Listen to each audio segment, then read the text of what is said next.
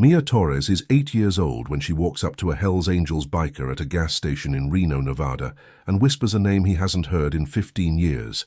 The biker is Ray Hawk Hawkins, 56, a founding member of the Reno chapter who spent half his life trying to forget his past.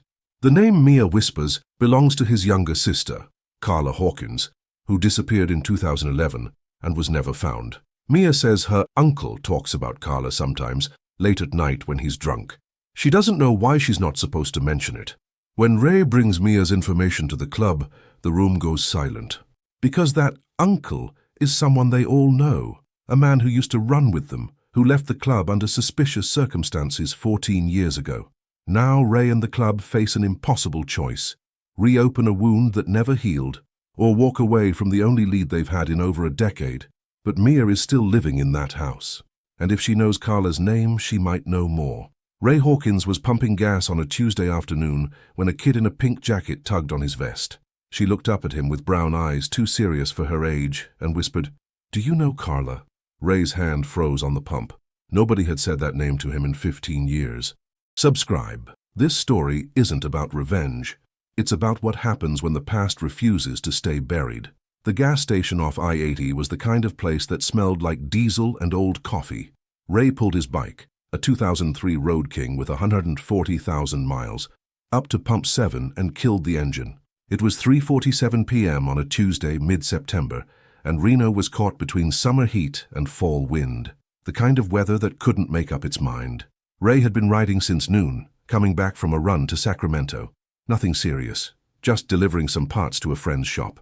He was tired, his back ached, and all he wanted was to get home, take a shower, and sleep for 12 hours. He swiped his card and started pumping. That's when he felt the tug on his vest. Ray looked down. A little girl, maybe 8 years old, wearing a pink jacket 2 sizes too big and scuffed white sneakers, was staring up at him. Her hair was dark brown, pulled back in a messy ponytail. Her face was smudged with dirt, like she'd been playing outside all day. "Hey there," Ray said. "You lost?" The girl shook her head. She glanced over her shoulder toward a beat-up Toyota Camry parked near the air pump. A man was standing beside it talking on his phone. He wasn't looking their way. The girl turned back to Ray and lowered her voice. "Do you know Carla?" Ray's hand froze on the pump handle. The world seemed to tilt sideways for a second. "What did you say?" "Carla," the girl repeated, still whispering. "Do you know her?" Ray's heart was hammering now. He crouched down to the girl's level. "Why are you asking me that?" "Because you're a biker, and my uncle says Carla knew bikers." Ray's throat went dry. "What's your uncle's name?" The girl hesitated. Then she said, Derek Mosley." Ray felt like he'd been hit in the chest with a sledgehammer. Derek Mosley. He hadn't heard that name in 14 years. Hadn't wanted to hear it ever again. "Where is he?" Ray asked, his voice tight. The girl pointed toward the Camry. The man was still on the phone, pacing back and forth. Ray stood up slowly, his eyes locked on Derek. He looked different, older, thinner, with a patchy beard and a baseball cap pulled low. But it was him, no question. Ray looked back at the girl. "What's your name, sweetheart?" "Mia." "Mia, I need you to do something for me. I need you to walk over to that store." He pointed at the gas station convenience store. "And stay inside until I come get you. Can you do that?" Mia nodded. She walked toward the store without looking back. Ray finished pumping gas, his hands shaking. He replaced the nozzle and walked toward the Camry. Derek still had his back turned, still talking on the phone.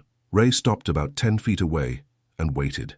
Derek hung up and turned around. When he saw Ray, his face went white. "Hawk," Derek said. His voice was hoarse. "Derek." They stared at each other. 14 years of silence sitting between them like a wall. "What are you doing here?" Derek asked. "Could ask you the same thing. Heard you left Nevada. I came back 6 months ago. And you didn't think to reach out? Let anyone know?" Derek shifted his weight. "Didn't think the club would want to hear from me."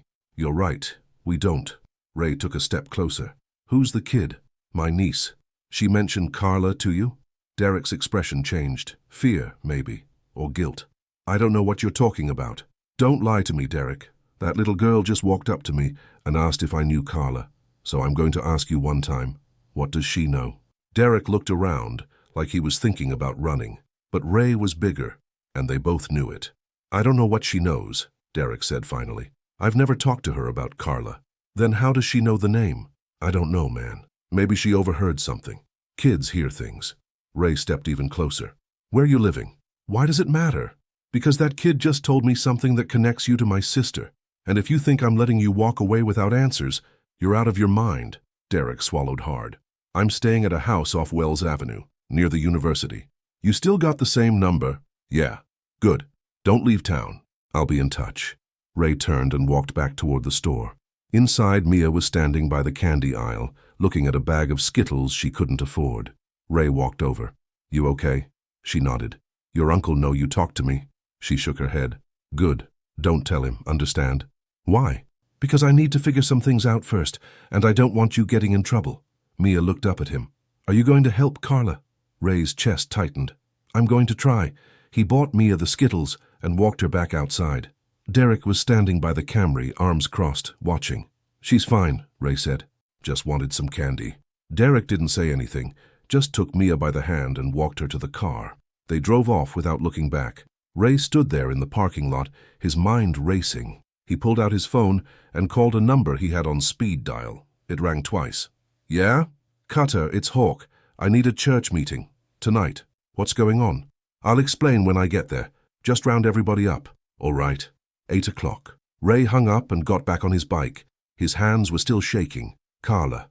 After 15 years, her name had come back like a ghost, and Ray was going to find out why. The clubhouse was a squat cinder block building on the east side of Reno, surrounded by chain-link fence and security cameras that actually worked. Ray pulled up at 7:45 p.m. and found 12 bikes already parked outside. Word had spread fast. Inside, the main room smelled like cigarettes and motor oil. A long wooden table dominated the center, scarred with years of beer rings and cigarette burns. 15 men sat around it, all wearing the same patch on their vests. Hell's Angels Reno. Cutter, club president, 61 years old, built like a fire hydrant, sat at the head of the table. He looked at Ray and nodded toward an empty chair. All right, Hawk. You called church. What's this about? Ray sat down. He looked around the table at faces he'd known for decades. Most of them had been there when Carla disappeared. They'd helped search, helped put up flyers, helped Ray fall apart, and then put himself back together. I ran into Derek Mosley today, Ray said. The room went silent. Cutter leaned forward. Derek's back in town? Yeah, 6 months apparently. And he didn't reach out? No. A man named Brick, 6'5", 300 pounds, with a scar running through his left eyebrow, spoke up. Why are we talking about Derek? He's not our problem anymore. He is now, Ray said. Because his niece knows Carla's name. The silence deepened. You could hear the hum of the fluorescent lights overhead. Cutter's expression darkened. Say that again. Derek's niece, 8-year-old kid named Mia, walked up to me at a gas station and asked if I knew Carla. Said her uncle talks about her sometimes. Derek told her. He says no. Says she must have overheard something. Brick shook his head. That doesn't make sense. Why would Derek be talking about Carla? That's what I want to know. Another man, Tomas, the club's sergeant-at-arms, leaned back in his chair.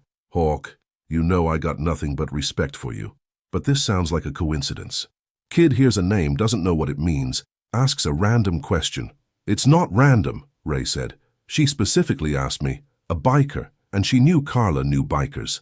Cutter rubbed his jaw. Derek left the club in 2012, right after Carla disappeared. I know. We cleared him back then. Cops cleared him. He had an alibi. I know that too. So what are you saying? Ray took a breath. I'm saying maybe we didn't ask the right questions. The room erupted. Half the men started talking at once. Brick stood up, shouting that they'd torn the city apart, looking for Carla, and came up empty. Thomas said reopening old wounds wouldn't bring her back. Another rider, a younger guy named Luis, said they should at least talk to Derek, see what he knows. Cutter slammed his hand on the table. Quiet. Everyone stopped. Cutter looked at Ray. What do you want to do? I want to talk to the kid, Mia, find out what she's heard. And if Derek won't let you near her, then we make him. Brick shook his head. Hawk, this is a bad idea. You go after Derek, you're going to stir up things that should stay buried. My sister is buried, Ray said quietly.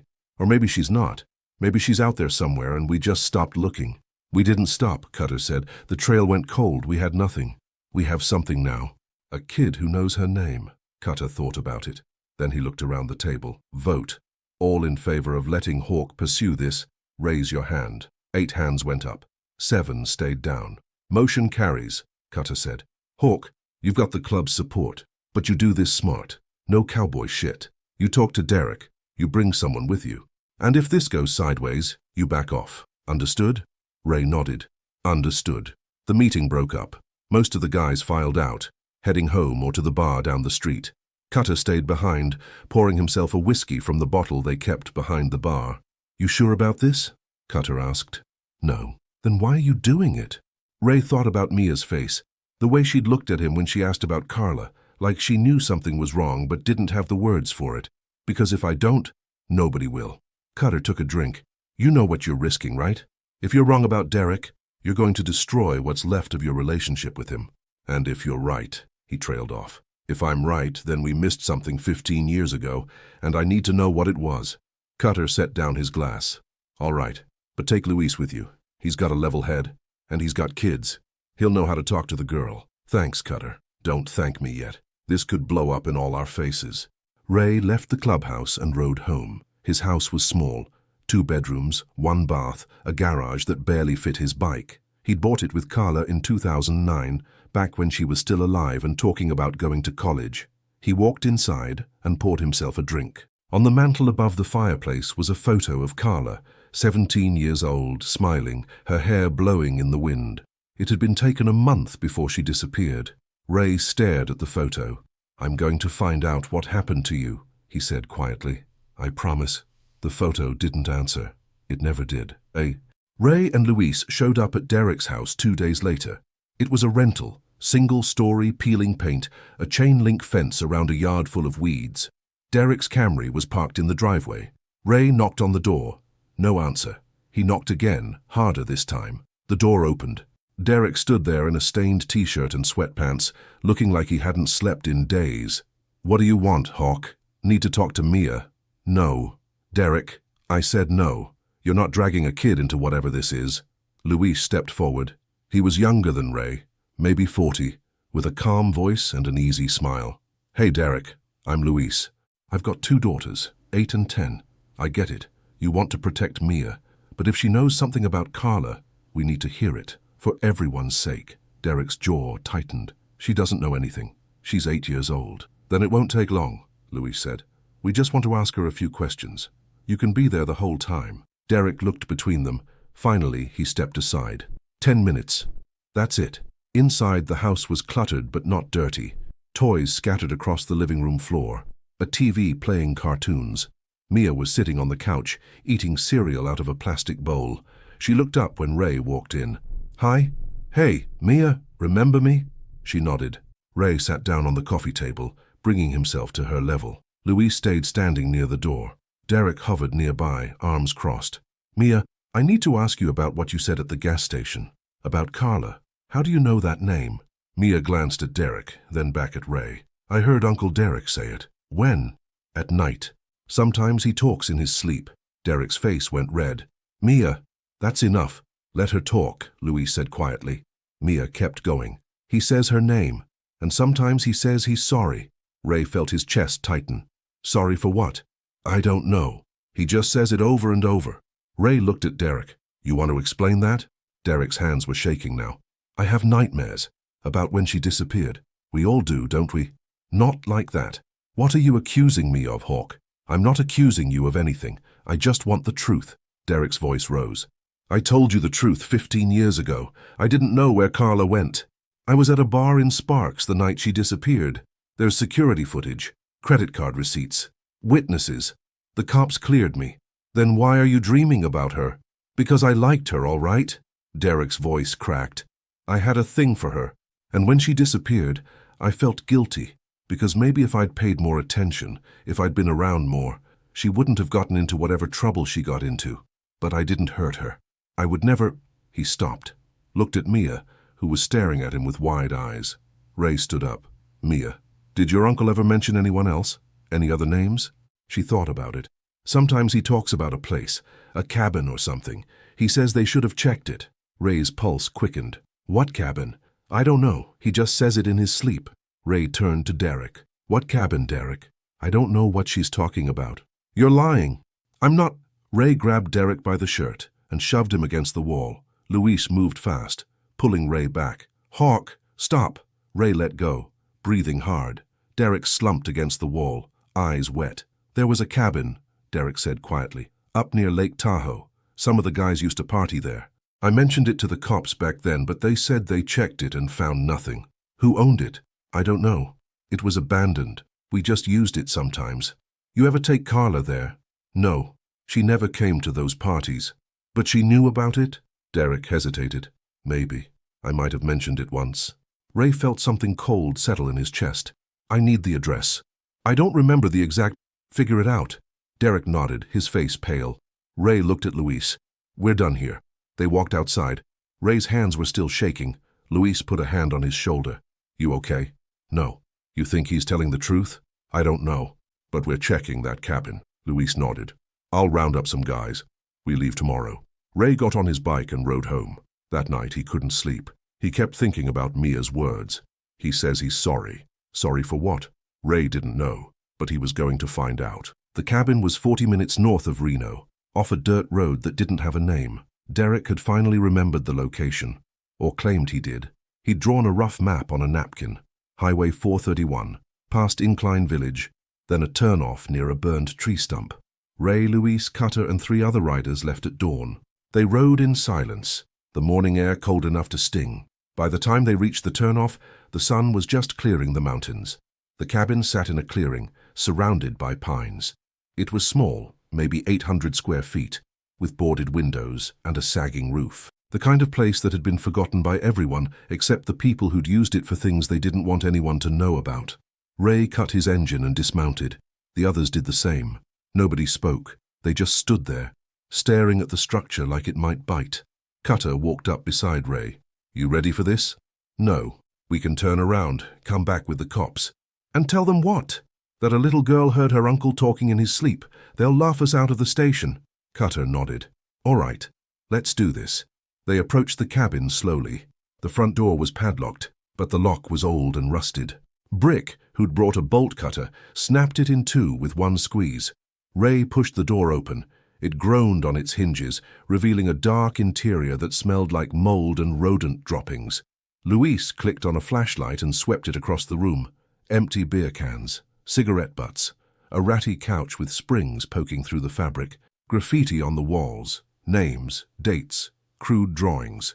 The floor was covered in debris, broken glass, old newspapers, a sneaker that looked like it had been there for years. Nothing here, Luis said. Ray walked deeper inside. There was a small kitchenette, no appliances, just a sink with no faucet, a bathroom with a toilet that didn't flush, and in the back, a bedroom. Ray stepped into the bedroom. More graffiti, a mattress on the floor, stained and torn, and in the corner, something that made Ray's heart stop, a shoebox. He walked over and picked it up. It was light. He opened it. Inside were photographs, maybe 20 of them. Ray's hand started shaking as he flipped through them. Carla, 17 years old, smiling, dancing at a party, sitting on a motorcycle, laughing with friends. And in every photo, there was someone else, a man, standing close to her, his arm around her shoulders, his face half turned away from the camera, but visible enough. Derek Mosley. Ray felt something hot and sharp rising in his chest. He walked back into the main room holding the box. Found something, he said. Cutter took the box and looked through the photos. His expression darkened. Derek told us he barely knew her. He lied. Luis was searching the rest of the cabin. He called out from the bathroom. Hawk, you need to see this. Ray walked over. Luis was crouched beside the toilet, shining his flashlight on the floorboards. One of them was loose. Luis pried it up with his knife. Underneath was a space, maybe a foot deep, and inside that space was a black trash bag. Luis pulled it out and opened it carefully. Inside were clothes, a woman's jacket, a pair of jeans, a pair of sneakers. Ray recognized them immediately. They were Carla's. He turned and walked outside. He stood in the clearing, breathing hard, trying not to fall apart. Cutter came out a minute later. Hawk, he killed her, Ray said. His voice was flat, empty. We don't know that. Yes, we do. He brought her here. Something happened. And then he buried the evidence, and pretended he didn't know anything. "We need to call the cops. Let them handle this." Ray pulled out his phone. His hands were shaking so badly he almost dropped it. He dialed 911. "This is Ray Hawkins. I'm at an abandoned cabin off Highway 431 near Incline Village. We found evidence related to a missing person case from 2011. Carla Hawkins. You need to send someone now." The dispatcher asked questions. Ray answered them mechanically. When he hung up, he sat down on the steps of the cabin and put his head in his hands. Louise sat down beside him. "You okay?" "No." They waited. 45 minutes later, 2 Washoe County Sheriff's vehicles pulled up. The deputies took statements, photographed the scene, bagged the evidence. One of them, a woman in her 40s named Detective Ortiz, sat down with Ray. "You're Carla Hawkins's brother?" "Yeah." "And you found this place based on information from Derek Mosley?" "His niece." She overheard him talking in his sleep. Ortiz wrote that down. "Where's Derek now?" "Reno, Wells Avenue near the university. We'll bring him in for questioning, but I have to tell you, finding her clothes doesn't prove he killed her. It's evidence, but it's not conclusive." "Then make it conclusive," Ray said. "Do your job." Ortiz didn't take offense. She just nodded. "We will, I promise." The deputies left with the evidence. Ray and the others rode back to Reno in silence. When they got to the clubhouse, Ray called Karen Mick, Phil's mother. He didn't know why. Maybe because she'd trusted him when nobody else would. Maybe because he needed to hear a voice that wasn't full of anger and pain. "Karen, it's Ray Hawkins. We met at Denny's." "I remember. Is everything okay?" "No, but I wanted to thank you." "For what?" "For reminding me why we do this. Why we show up. Sometimes it matters, sometimes it changes things." Karen was quiet for a moment. "Did you find what you were looking for?" "Yeah, I did." "I'm sorry." "Me too." He hung up and sat in the empty clubhouse, staring at the photo of Carla he carried in his wallet. 15 years. And now, maybe, there would be answers. Derek Mosley was arrested 3 days later. The news hit the Reno biking community like a bomb. Detective Ortiz called Ray personally to tell him. They'd brought Derek in for questioning, and within 2 hours, he'd confessed. Not to murder, but to something close. "He says it was an accident," Ortiz explained over the phone. "They were at the cabin. Carla wanted to leave. They argued. He grabbed her arm. She pulled away, lost her balance, hit her head on the corner of a table. He panicked, buried her body somewhere in the woods, and never told anyone." Ray's grip on the phone tightened. "Where's the body?"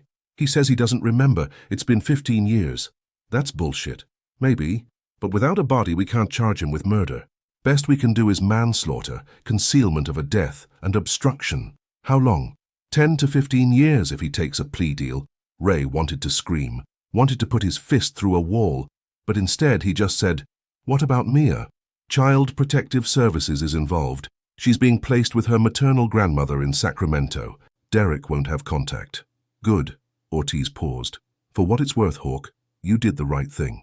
If you hadn't followed up on what that little girl said, we never would have found this. Doesn't feel like the right thing." "I know, but it is." Ray hung up and sat in his garage, staring at his bike. He thought about calling Aaron, Dutch's son from the Phil Mick story. They'd become friends over the past year, bonding over the weird ways life brought people together. But he didn't call. He just sat there, letting the weight of it all settle. 2 weeks later, Ray got a letter. It was handwritten, on pink stationery with flowers in the corners. "Dear Mr. Hawk, my name is Mia. You probably don't remember me, but I'm the girl from the gas station. My grandma says I should write to you to say thank you. I didn't understand what I did, but she says I helped you find your sister. I'm sorry she's gone. My mom is gone too, so I know how it feels. My grandma is nice. She has a dog named Biscuit, and she makes good pancakes. I start school next week and I'm nervous, but she says I'll be okay. Thank you for listening to me. Nobody ever does. Love." Mia. Ray read the letter 3 times. Then he folded it carefully and put it in his wallet, next to Carla's photo. The search for Carla's body continued through October. Cadaver dogs, ground-penetrating radar, volunteers combing the woods near the cabin, but they found nothing. Derek stuck to his story. He didn't remember where he'd buried her. The terrain had changed over 15 years. Trees had fallen, landmarks had shifted. It was like she'd vanished all over again. In November, Derek took a plea deal. 12 years for manslaughter and obstruction. He'd be eligible for parole in 8. Ray attended the sentencing. He sat in the back of the courtroom, arms crossed, watching Derek stand before the judge in an orange jumpsuit. The judge asked if Derek had anything to say. Derek turned and looked at Ray. "I'm sorry," he said. His voice cracked. "I never meant to hurt her. I panicked, and I've lived with it every day since." Ray didn't respond, just stared. The judge sentenced him, 12 years. Derek was led away in handcuffs. Outside the courthouse, Detective Ortiz found Ray. "We're not giving up on finding her." "I know. If he remembers anything, if he changes his story, I'll call you immediately." Ray nodded. "Thanks." He rode home and sat on his back porch, drinking whiskey and watching the sun set. Carla was still out there, somewhere in those woods. And until they found her, this wouldn't be over. But at least now there was truth. Broken, incomplete, painful truth, but truth nonetheless. And sometimes that had to be enough. Spring came. The search for Carla's remains was suspended, not cancelled, but put on hold until new information surfaced. Ray had made peace with that, or at least learned to live with it. In April, he got a phone call from an unknown number. "Is this Ray Hawkins?" "Yeah. Who's this?" "My name is Margaret Torres. I'm Mia's grandmother." Ray sat up. "Is Mia okay?" "She's fine. More than fine, actually. She wanted me to call you. She has something to tell you, but she's too nervous to do it herself. Is it okay if I put her on?" "Of course." There was a rustling sound. Then Mia's small voice came through. "Hi, Mr. Hawk." "Hey, Mia. How are you?" "Good. I'm in 3rd grade now. I made the honor roll." "That's great. Your grandma must be proud." "She is. She put my report card on the fridge." Ray smiled despite himself. "So what did you want to tell me?" Mia took a breath. "I remembered something. About Uncle Derek. He used to have a journal. He wrote in it all the time, especially when he was drinking. And one time I saw him hide it. In the basement, behind some boxes." Ray's pulse quickened. "Does your grandma still have Derek's stuff?" Margaret's voice came back on the line. "Some of it. The police took most of it, but there were a few boxes they didn't want. I've got them in my garage. You think this journal might be in there? It's worth checking. I'll look tonight. If I find it, should I call the detective?" "Call me first, please." "All right." Margaret called back 2 hours later. "I found it." Ray drove to Sacramento that night. Margaret lived in a small house in a quiet neighborhood. She met him at the door, a woman in her 60s, gray hair, kind eyes. "Thank you for doing this," Ray said. "Thank you for caring about Mia. She talks about you sometimes, says you're one of the good ones." Margaret led him to the garage and handed him a worn notebook. Ray opened it carefully. Inside were pages and pages of Derek's handwriting, ramblings about work, about money, about women, and then, near the back, a series of entries from September 2011. September 14th, 2011, saw Carla today. God, she's beautiful. Told her I wanted to take her somewhere nice. She laughed. Said I wasn't her type. It hurt more than it should have. September 20th, 2011, convinced her to come to the cabin. Just as friends, she said, I can work with that. September 23rd, 2011, everything's ruined. She found out I'd been following her. Said I was creepy. Tried to leave. I grabbed her. Just to talk. She pulled away. Hit the table. Blood everywhere. I didn't mean it. God, I didn't mean it. I buried her near the big pine, the one with the scar from lightning, 20 paces north of the cabin. Ray's hands were shaking. He pulled out his phone and called Detective Ortiz. "It's Hawk. I've got new information. Derek kept a journal. He wrote down where he buried her." Ortiz was silent for a moment. Then, "Where are you?" "Sacramento. Stay there. I'm sending someone to pick up the journal. We'll get a team out there first thing tomorrow." They found Carla's remains 3 days later, 20 paces north of the cabin, beneath a large pine tree with a scar down its trunk. The forensics team worked carefully, documenting everything. Detective Ortiz called Ray when they were done. "We found her, Hawk. We're bringing her home." Ray sat down on his couch, the phone still pressed to his ear. He didn't cry, didn't feel relief or closure or any of the things people talked about. He just felt tired. "Thank you," he said. "You're the one who found her, not me. Mia found her." "Then thank Mia." Ray did. He sent her a letter along with a gift card to her favorite bookstore. He told her she was brave, told her she'd done something important, told her that sometimes kids see things adults miss, Mia wrote back. She said she was glad she could help, said she hoped Mr. Hawk wasn't sad anymore. Ray read that line over and over. "I hope you're not sad anymore." He wasn't, not entirely. but he was something else, something lighter. In June, Ray organized a memorial service for Carla. It was small, just the club, a few family members, and Mia and her grandmother who drove up from Sacramento. They held it at the cabin site, near the pine tree. Someone had placed a small wooden cross there, with Carla's name carved into it. Ray stood in front of the group and spoke. He talked about his sister, her laugh, her dreams, the way she'd wanted to study marine biology, even though they lived in the desert. He talked about the 15 years they'd spent searching.